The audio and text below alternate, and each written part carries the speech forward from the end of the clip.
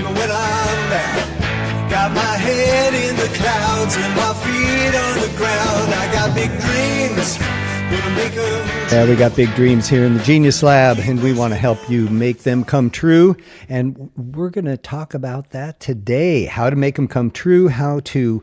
last week we talked about embracing the magic. Today we're going to talk about transformation. Easy deal. How to get from where you are to where you want to be. And if you have any social media connection at all, you see hundreds and thousands and gazillions of people telling you how to do whatever, right? You got to do this one thing. Most people do this wrong. You got to do this thing. I mean, it's unbelievable. And I have the answer for you. And right, they're just going to give it in a, 2-minute video. No. There's no magic trick. There's no one thing that you're going to do. You can't listen to a frequency and all of a sudden, everything's perfect. At least what you perceive to be perfect. And the interesting thing is a lot of the things that are perceived to be perfect actually, like, there's way better stuff out there. And I can't tell you how many times in my life I've pursued a particular outcome only to find that it was a complete frickin' disaster. And it was only because I had a certain perception that it was a good thing. That was it. Actually, if I would have just let things unfold the way they were unfolding instead of forcing things or over applying my will to the outcome that I wanted, things would have been much better, much different. So today, what I'm going to talk to you about is like letting go. So this is not a, what do I want to say? It's not a cure-all. It's not a magic pill. It definitely has to do with magic, and it definitely has to do with transformation for sure. But it's maybe different than following somebody's instructions on what you have to do. So what I'm going to suggest is a process of transformation that requires letting go. Okay? Because as long as you're holding something, there's no room for anything else in your hand, right? So if you put your mouse, or you have a couple pens or whatever, I'm just looking at what I have now, my water glass, right? When it's in my hand, there's no room for anything else. So if what I have in my hand isn't what I want, let it go. Okay? If there's aspects of your life that are not in alignment with your desired intentions or your desired outcomes, let them go. Just let them go. Well, what happens if I let go? Guess what? There's room for something new. Okay? So let go of your current limitations. Oh, well, I can only do this, or I can only do that, or I've only had this education or that education, or this experience or that experience, or I don't know the right people. Whatever your limitations are, right? Let them go. Okay? The other thing is release expectations. There's probably about a 90% chance that where you end up will actually be nothing like where you think you want to go. Okay? And so when you release your expectations, you allow yourself to have the universe bring to you, have God bring to you, whatever it is in your model, bring you the best possible thing from a much bigger perspective.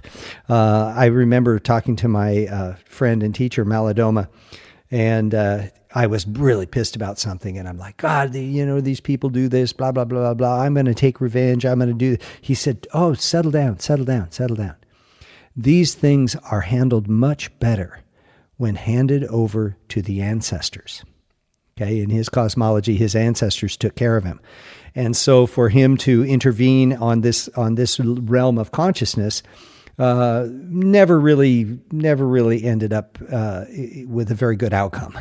Or let's say this, when he gave it to the ancestors, it always was a much better outcome than he expected.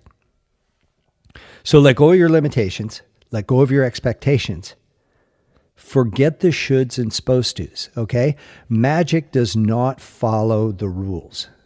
And who made the freaking rules anyway, right?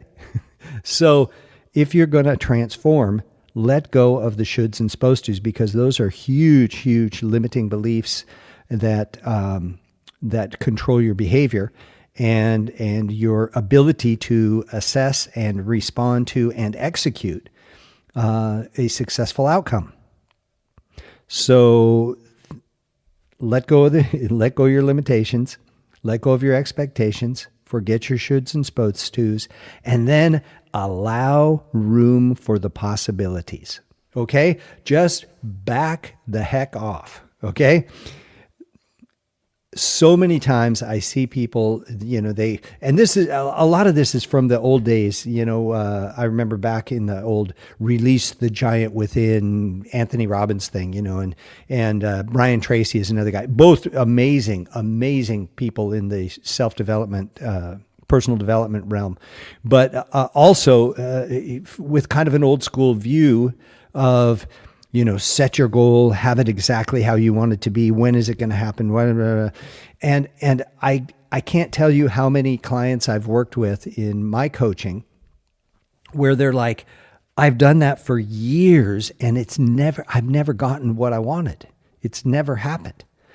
And I think that, that presumes that we know what the best thing is. And my experience with most people, including myself, is that rarely do I know the best thing for me. I have a lifetime of mistakes to prove that I am not the all-being master of time, space, and dimension. So by releasing your expectations, by making room for new possibilities that you don't even know what they are, you open up the magic to come in and transform a situation that might be painful, that might be difficult, that might be limiting, and expand into a greater level of consciousness with a greater outcome for you and the world. So there's nothing wrong with setting a goal of where you want to be. The big thing is how rigid do you want to be? Okay?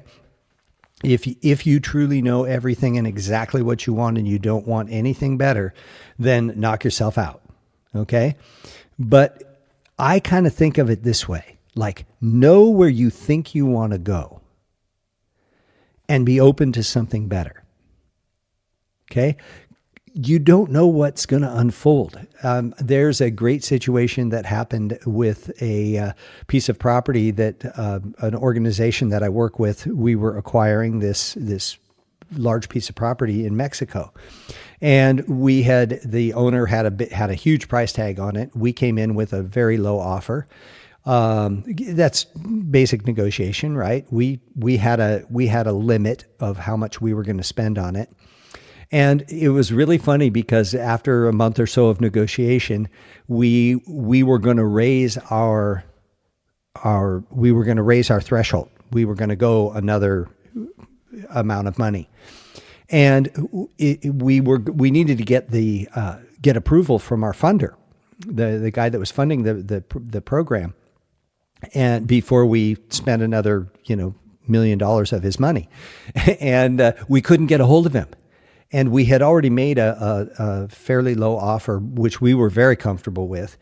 And we couldn't get a hold of the owner or the funder to get approval. So we couldn't make the offer that we were going to raise. I think it was like $350,000. And while we could not get a hold of our guy to raise our offer, the owner accepted our low offer. And it saved us $350,000. If we would have pushed through, crammed through, jammed through, made sure we got this guy, had all of his people find him and give us the okay, we would have spent $350,000 more than what we actually needed to. But in that time of despair, distress, non-communication, where the hell is so-and-so, we got what we wanted for the price we wanted, and we didn't actually expect that would happen. So sometimes things that seem to be the challenges, that seem to be the obstacles, are actually the pathway to the best possible outcome. So as you embark on this path of transformation, realize that you as a human being on this three-dimensional level only have a certain perspective and only have a limited range of knowing. And that as we, as spiritual people, surrender the possibilities to those beings which are much more intelligent and have a bigger point of view, we allow the unfolding. Paul Selig is really an amazing guy. He channels, I'm very skeptical of people who talk about channeling, but this guy seems to be quite legit. And I have some friends that follow him very closely. And I've watched what's happened in their life. And they're like, well, the guides are guiding us, and this is where I'd like to be, but I'm open to the best possible outcome. And I realize I don't have the best perspective. I just have a perspective. So start there, and then I'm gonna let go of my limitations. I'll take it. I'll take this or better.